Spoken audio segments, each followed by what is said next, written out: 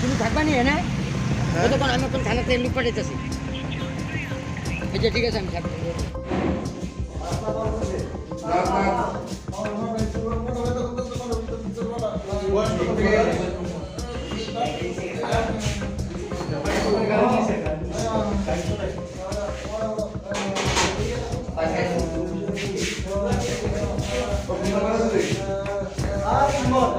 ওই তো বিশালগড় হসপিটালের সামনে একটা অ্যাক্সিডেন্ট হইল।